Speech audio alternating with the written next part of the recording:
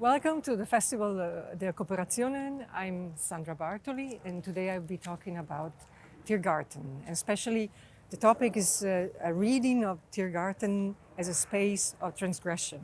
A really large space that is in the middle of the city and then has a promise to the city that is maybe more than a city itself, the city as it is now.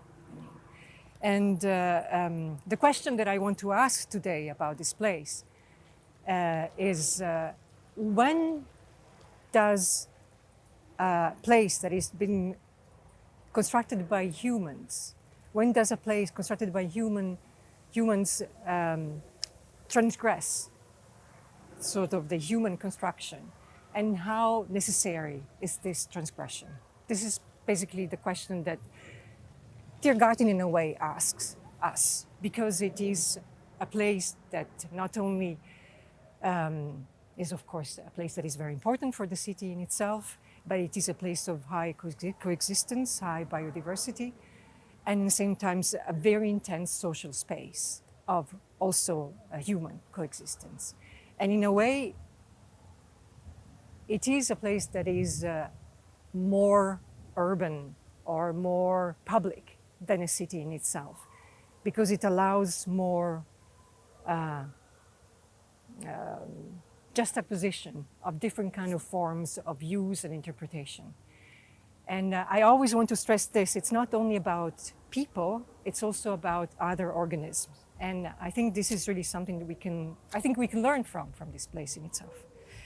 So this is, in a way, I mean, the festival has this Elefant in Dunkeln als Thema, as a topic. And I think Tiergarten itself is the elephant in the room in Berlin, das Elefanten im Raum. In a way, sort of a dark place, somehow difficult to navigate. Orientation is not ideal here. But at the same time, this is a quality, and I think we have to recognize these qualities. And there are many more that are not really obvious to was it understood as a, I don't know, urban decorum or, and I think this is something that we look through today. So I'll give different chapters about this place, moving from different spots. So we start here at the Floraplatz with the Amazone on the horse. I think it's great. I think that's a strong woman, a fighter on top of a horse. And I just want to start with a brief history of the place in itself that I think has, of course, an impact to the way we understand or we see Tiergarten today. So it is 210 hectares of space today within the city, in the middle of the city. It is a place that somehow accommodates or contains all different kind of categories, like heritage, urbanism, politics, daily culture, ecology, and at the same time it transgresses all these definitions. And somehow an island of anomalies, somehow an elephant that is not really recognized or really looked through also by the administration, even though there have been sort of changes in the past years, trying to sort of redefine it. But it's a place that is really, that transgresses, all other parks or all other large parks within very important cities. So that is something really special. So that's perhaps as an introduction to this place, that it is a place where human history is overlapping with natural history, and social space and non-human space, I mean animals and plants and other organisms, and the human space are constructed together. And they are equally important, and they are depending on each other. So that's something that is a key. These are key elements to perhaps an understanding of a future of a city. That's what I see as a potential. I think we can see as a potential in this space. Okay, just a brief history. I have here my notes. So 210 hectares, it was much larger at the beginning. It's an ancient forest along the glacial valley of the Spree. And it used to be a swamp forest, so very wet. Flooding was a floodplain here happening all the time. This ancient forest then was circumscribed by a fence, by a perimeter, so it was taken in and used for royal hunting ground. And this happened in the 16th century, 17th century. 100 years later, then the fence was taken away. And it became like a public park because, of course, the city extended and the interest for hunting wasn't anymore part of the royal family. So what happens with this very dense forest, during the Baroque time, the trees were taken out to shape alleys, to shape pathways and rooms, salons, and all kind of so in the manner of the time, and really interesting. But the thing that I want you to understand is that this was originally a forest where elements had been extracted, but the character of the forest was still there.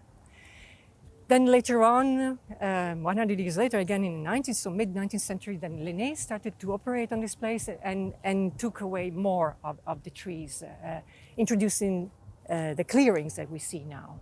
And introducing the pathways, so draining the place, so it's not anymore a swampish forest. He also defined the place as a forest with a park-like character, and not the other way around. So that's also an interesting aspect.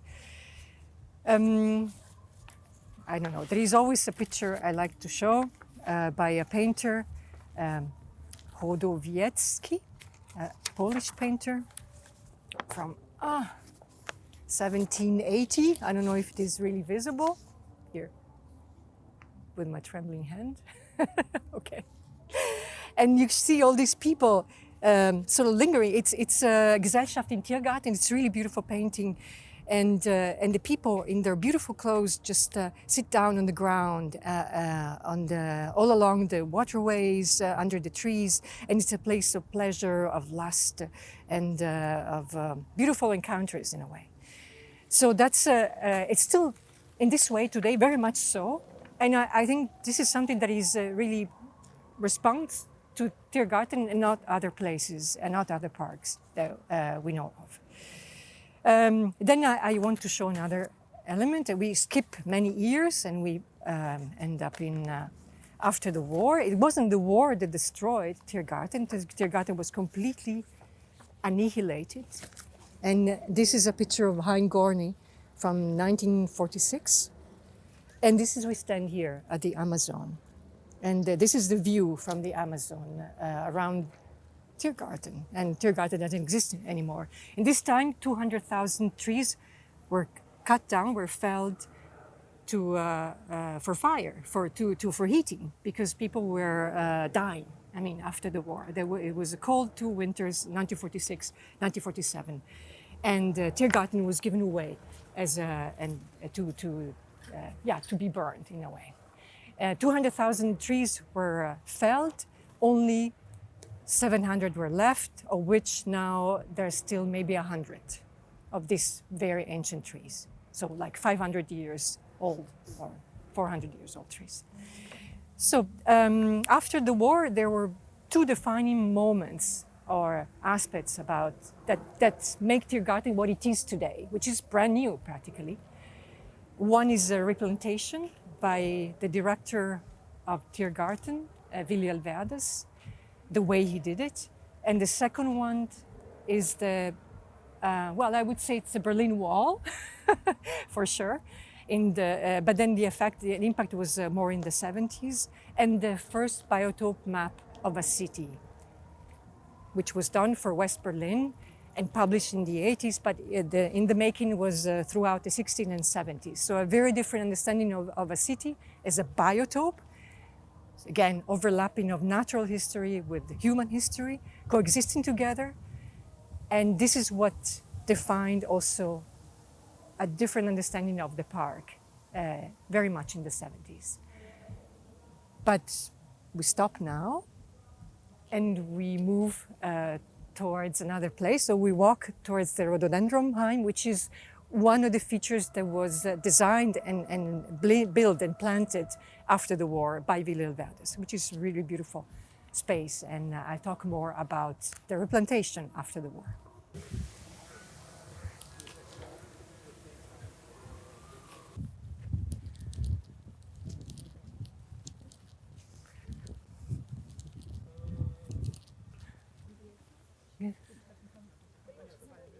Ja, das ist das Besondere bei das ist so gemacht, dass nicht so viele Leute nebeneinander gehen können.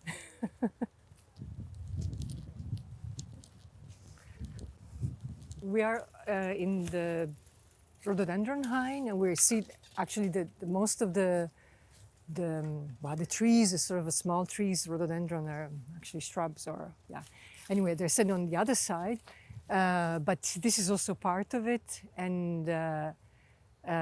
What we see here is a dense garden in a way, sort of semi-wild.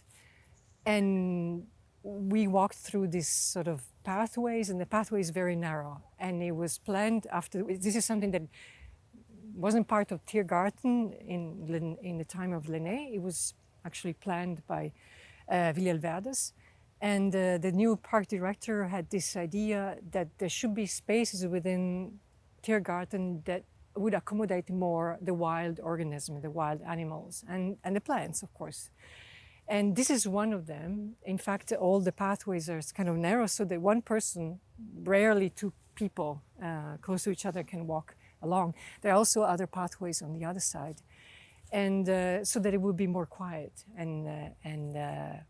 so that the animals would be undisturbed, and there would be more space also for the plants to grow. We see also this reed also that's been planted by the gardeners in the 70s and the 80s. They had many ecological ideas. But to give you an idea of the replantation and why it's so interesting about the way it is Tiergarten today, is that it was conceived as a combination of plant societies, so plant communities, the Pflanzengesellschaften. So it was really based on ecological principles of the plants sort of typologies, because plants sort of succeed in creating a stable environment, and it's a combination of plants that go from the grass level, ground cover level, to the bush, to the tree. So, and they're kind of like, it's a cooperation, if you want to say. I mean, I don't want to use human words, but I'm forced to do that because I don't know any better. But it's a fascinating study, actually, and and the director used that for Tiergarten, for the replantation. He decided to choose 6 different plant societies and to apply them to Tiergarten. Some of them belong to sort of to the wet forest that Tiergarten is, and others he introduced for a variety. And the variety is very important also for biodiversity. So this is one thing, and the next thing was that Tiergarten needed to be planted very fast. There was a big pressure because all the citizens felt really bad that Tiergarten didn't exist anymore. I was also telling before, there were also sandstorms because it was a bare landscape, practically very dry. So from the point of view of the climate, it was disastrous. And therefore, they used a forestry system, which includes slow-growing trees, and the slow-growing trees need to be supported by fast-growing trees because they provide moisture and protection. So there was a combination of oaks and beeches, but together with poplars and fast-growing, or birches and fast-growing trees. The fast-growing trees were supposed to be slowly cut down after 30 years to leave space to the slow-growing ones. And this is something really an interesting aspect, because this 30-year plan was then changed because of the biotope map, or this new awareness of the city as a multiplicity of natural space and human space. So that's which happened, of course, during the environmental movement, and especially for West Berlin, because West Berlin was enclosed by the wall, and people didn't have any place to go. So all the green spaces were really precious. So the biotope map was a document, and I can show you here. Sorry, I brought just one of them. It's a set of maps, and it's a set of. It's actually a larger group of work. It's the Artenschutzprogramm that was published in '84, but the work was started in the '60s already. So in a way, also, during also the replantation of Tiergarten. And this is, you can see, it's West Berlin. It's surrounded by the wall, and Tiergarten is right here, right at the edge. And what you see here is all different colors, but they define different biotopes. Everything is a biotope, also the densely built environment. And the plan, this biotope map, is not only just a documentation, something just to look at what is there, it's also a plan of development. So this is, in a way, the first time, also one of the early times when the botanists or the ecologists and so all the people contributed to this work, we decided to use something from planning, an instrument from planning, so a plan to have an influence on politics and on the development of the city. So the biotopes were supposed to be developed and increase. What brought to the decision in the late 70s to slow down the felling of the fast-growing trees. And therefore, so that Tiergarten would be more densely planted than what usually is the understanding of a park. So this is one aspect. I think we can continue now. And let's see, we can continue on this side, and we'll do another stop and talk more about what's special about Tiergarten. Okay.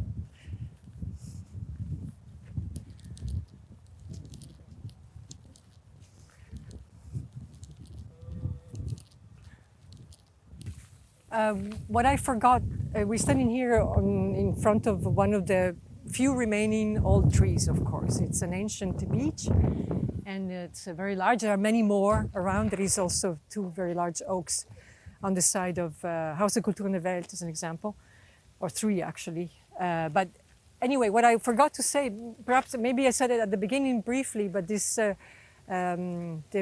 biotope map I was talking about of West Berlin was the first one, the first biotope map made for a city all in the world. That was the first one.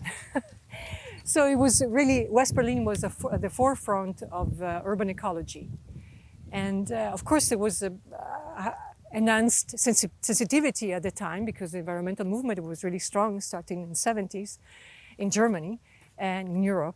But this was also due, the biotope map, because of West Berlin, because of the city surrounded by a wall. So that's something about new understanding. These very difficult conditions brought the people to understand their environment in a very different way and appreciate it in a very different way, and also appreciate the wilderness in it.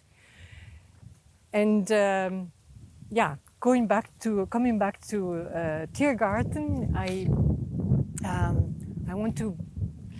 There is a lot of stuff to say, and there is a lot of small stories and beautiful stories about it. But I want to bring the attention again to the 4 types of transgression that this place operates on. Then we're talking about transgressing a heritage.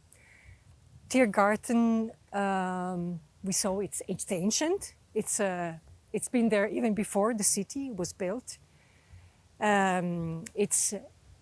All the history of Berlin is inscribed in this place, but at the same time, it's completely new because all the trees we see here, they're rarely older than 60 or 70 years. So in a way, maybe the question is that, is this such a place that is at the same time old and new, a place that you allows to project all kind of histories in it and to imagine all kind of histories. So that's one aspect that is exciting, I think. The second aspect is transgressing ecology. And I said that there is a very high coexistence of biodiversity and very intense use. Right now, there is a big demonstration of Straße des 17. Juni, and big demonstrations, they happen 100 and at least 20 days a year in Tiergarten. So that's really extreme. And at the same time, it is a place that, where nature coexists with the human in a much stronger way than, let's say, Central Park in New York or Hyde Park in London. Nothing to compare. Tiergarten is at the top. And so the question is, that Tiergarten perhaps tells us a new story of a city where human and non-humans coexist together and produce the social space together. So it's an expansion of the social space as an ecological space at the same time. And maybe this is the potential that we could see in Tiergarten as a model perhaps for a new city. Then the third aspect is transgressing urbanism. Because if we look through it, I mean, we can walk everywhere. It's highly diverse, and at the same time, it's not zoned. It's not divided into functional spaces. Often also parks are divided in functional spaces. Tiergarten is maybe a few spots, maybe are defined in a specific way, but mostly is interpretable. It's an open field, it's an open forest, you can interpret. Not only for people, but also for animals and plants at the same time. So this spatial complexity is given by the planning of the plant societies. The different plant societies give the articulation of the space. It's an architectural space also that allows for this interpretation. So this is the aspect that I want to highlight, because it was done after the war. It was done through the replantation, the plant society's articulation, that allows for 100 years gay cruising on the other side, on the west side of Tiergarten, to coexist with the naturist field, the Fleischwiese, and at the same time allows for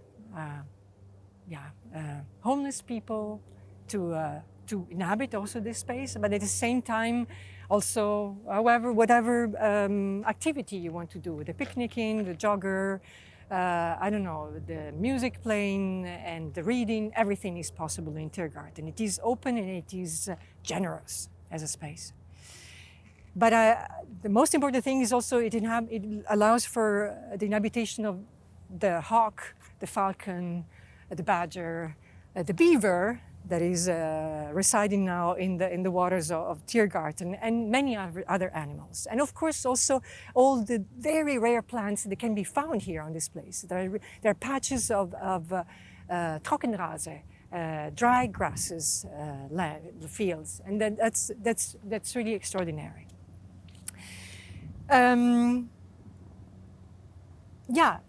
so how is it that it's a place with such a high sense of public space can be combined with such a high biodiversity, with such a high ecological quality? And this is something that I think one can learn from. Okay, the last thing, the last aspect is transgressing humanism. I was talking about the sandstorms that were happening after the war. Tiergarten is massive. It's a very large space within the city. It's in a way incommensurable, and in terms of, for the simple human mind to measure it is very difficult, to control it, to find orientation in it. And this is the quality of this space. And it's in a way defines its own autonomy because Tiergarten makes its own rules. And it allows for a tolerance of use that is not tolerated in the rest of the city. So that's also another very special aspect of it. And sorry, I'm losing my notes. So this autonomous aspect, the incommensurability, makes it a space that goes beyond the human and embraces more than the human itself. And I come again to the first question I was asking. When does a constructed human space, when does a constructed human space go beyond the human, and how necessary is this transgression? And here I finished sort of the large sort of presentation about Tiergarten. If you still have time, I can lead you through many different spots and places if you want to take a look. Otherwise, I'm not sure with the time how we are, but it's good? Okay. And so thank you so much for walking along and listening. Thank you.